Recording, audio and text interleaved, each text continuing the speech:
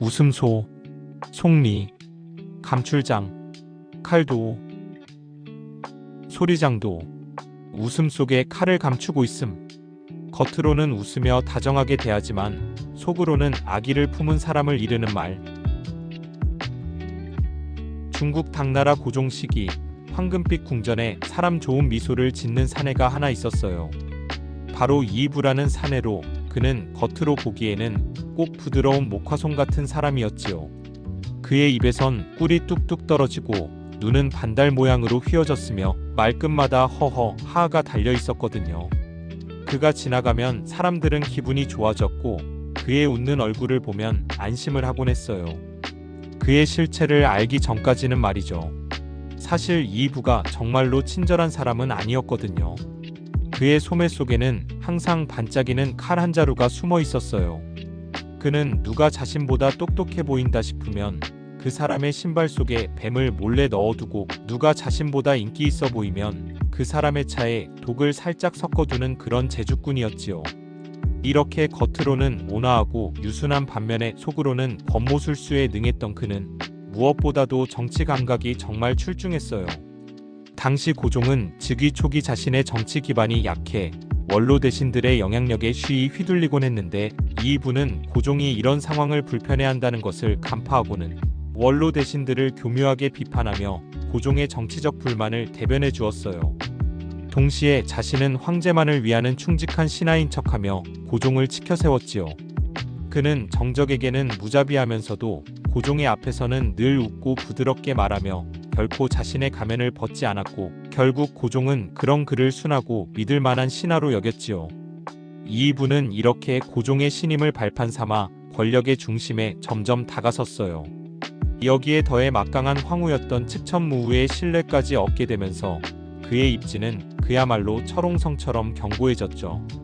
고종의 건강이 점차 악화되고 황후의 정치적 영향력이 커지자 이이부는 황제뿐 아니라 황후에게도 빈틈없이 충성하며 양쪽 모두의 신임을 동시에 거머쥐었어요.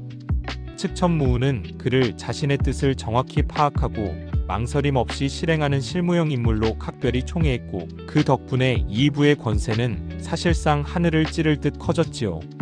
한 번은 이런 일이 있었어요. 이이부가 감옥에 어슬렁어슬렁 구경을 갔다가 눈이 휘둥그레질 만큼 예쁜 아가씨를 발견했지요. 그는 감옥을 지키던 옥지기를 살살 꼬드겨 그 아가씨를 몰래 빼내 자기 첩으로 삼았어요. 하지만 아무리 쉬쉬해도 비밀은 없는 법. 소문이 꼬리에 꼬리를 물고 퍼져 결국 이 이야기가 높은 관리들의 귀에까지 들어갔어요. 사람들은 그렇게 잘 나가던 이이부도 이제 끝이다 생각하며 뒤에서 수군거렸지요.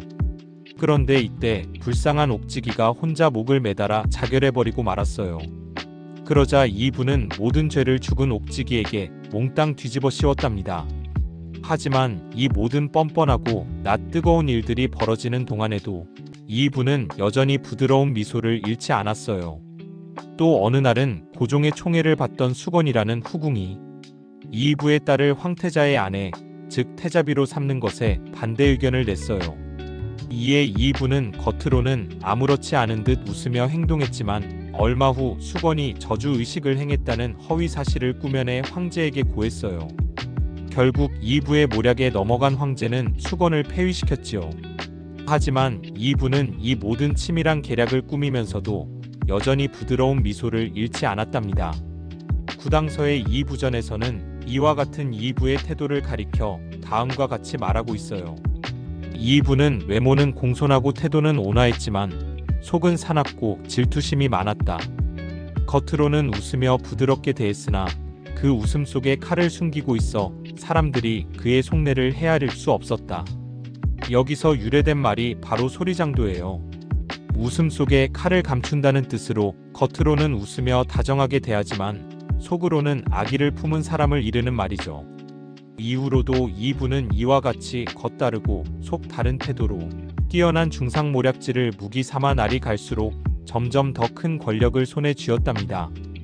권력을 손에 쥘수록 그의 탐욕은 더욱 노골적으로 드러났고 나중에는 관직까지 돈을 받고 팔며 막대한 부를 축적했어요.